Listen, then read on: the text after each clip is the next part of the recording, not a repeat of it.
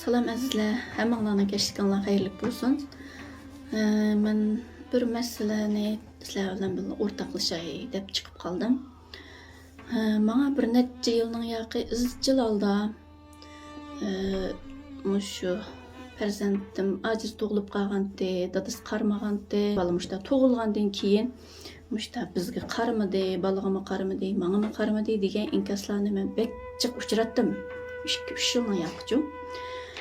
Endi mushu necha kunning oldida bir to'rdishimiz bir uchur qoldirib qo'yibdi ekan. Shunda serib ketib berib o'qib qoldim nimanechu. Onanki endi bir qiz farzand ekan, endi u 3 farzandi bor ekan, cho'ng qizi ashtaq ming quralish tug'ilib qolgan ekan. Bu qizimiz hozir 13 yoshga kiribdi. U bala endi tartini bilmaydi ekan, kiyim-kechaklarni olsun, tamog'ini yediradigan, kiyim-kechaklarni almashtiradigan, tartini adolaydigan hamma ishlarni asosan dadasi qildi ekan. Endi u onamiz, u ayol u balaga asosan saq balalarga muomala qilgandek muomala qilmaydi ekan. Menla qarayman deydi dadasi.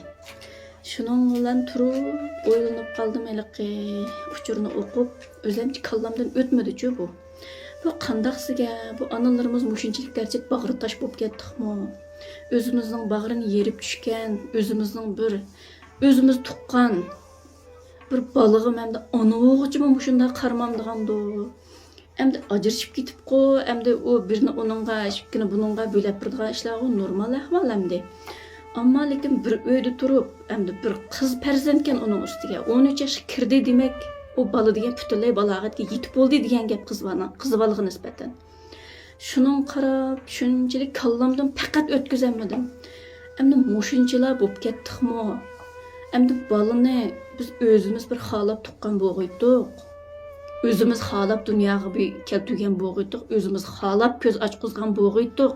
Aqchan yan qo'saqti qolgan vaqtida vay dadasi bo'yimda qapti desa, vay xotin bo'yingda qaptimi? Bizning balamiz bo'ldi ekan deyishi, nima yig'inlava deb shu ashunda azlab amallab tuqqan bala o'g'iydi. Aqchan bir 9-10 oygacha bir bishkim yeb kanyangliq bijimi tanlab turib, yoki beshangliq binas tanlab turib, tug'masang bo'lmaydi deb bir gejgan oldim, besib turib zo'lab tug'dirgan bala emas o'g'iydi. Sizlarda baqadigan bala, ojiz bala. Biz ayollarni haqiqiy bir ona degan nomga erishtirdig'ini mana mush ojiz bolalar. Er yaklaganni el yaklaydi degan gap bor. Ona yaklaganni butun dunyo yaklaydi degan gap bor.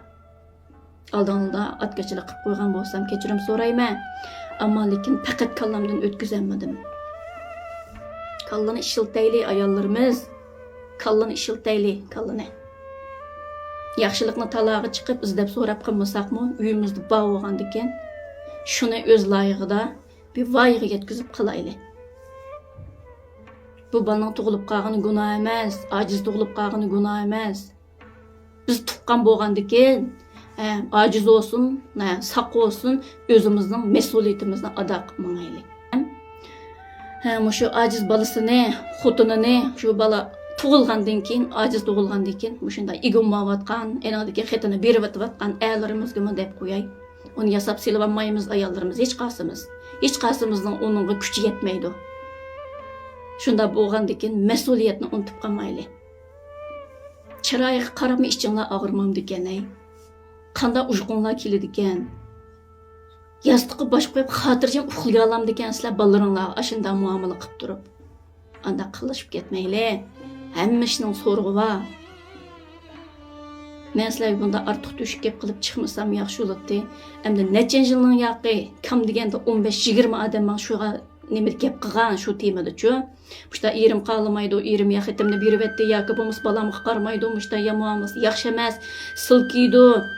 Yoki bo'lmasa qaynotamning muomalasi yaxshi emas, meni mushunda tug'ib qo'ydi deb meni mushunda izdi. Menda yaxshi muomala qilmaydi degan ayollarimizning nolasini men bek ko'p anglab ketgan 2-3 yilning yaqi.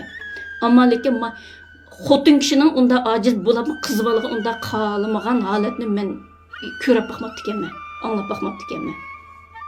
Bir 13 yosh kirdi degan qiz bola degan butunlay bir ayol bo'ldi degan gap. Shuni dada adolaydi ekan. Kiyim-kechaklarni almashtirdi ekan, yuyindirdi ekan, tomog'ini berdi ekan. Anda darajada bo'lib ketmaylik analarimiz. Kallamizni silki-silki o'taylik.